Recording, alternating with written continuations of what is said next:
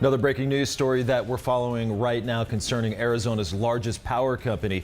APS announcing today it will stop disconnections of anyone who is behind on their power bill. This as the company responds to revelations that a 72-year-old woman died in her home last September. The Sun City Women's power was shut off on a day when the temperature reached 107 degrees. Team 12's Joe Dana shows us why news of the death comes during a time APS is already defending its shutoff policies. Joe? As we first reported to you 2 weeks ago, APS disconnected power to an unusually high amount of customers last year. The first full year the company's controversial rate increases went into effect.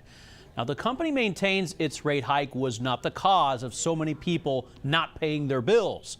Now, a grim reminder of the worst possible outcome if someone loses their power. A Sun City home now undergoing renovations last September became a heat trap for 72-year-old Stephanie Pullman.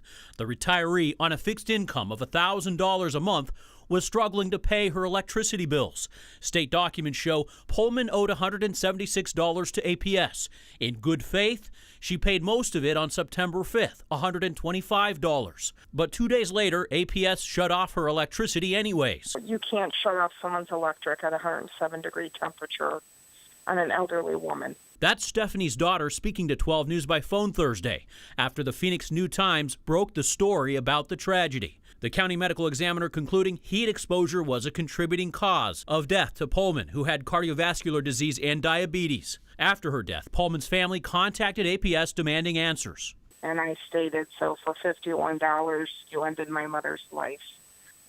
At that point, they said they were sorry.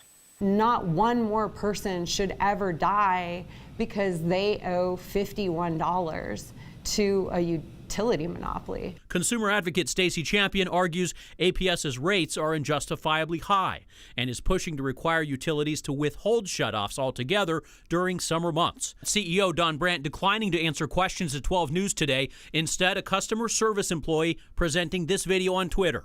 First and foremost, our hearts go out to this customer's friends and to her family. We will be doing a thorough evaluation of our disconnection policies, and we'll be bringing together community organizations, limited income advocates, and others to work together to determine best options for our customers to keep the service on. APS tells 12 News management of the company only found out about the September death within the last 2 days. 9 months after my mother's death, yeah, it doesn't sit well with me.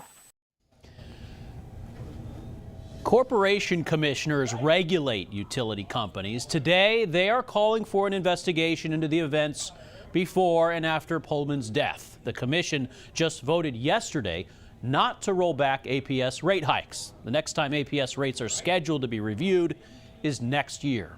Joe Dana, 12 News. All right, Joe, thanks for that extensive report.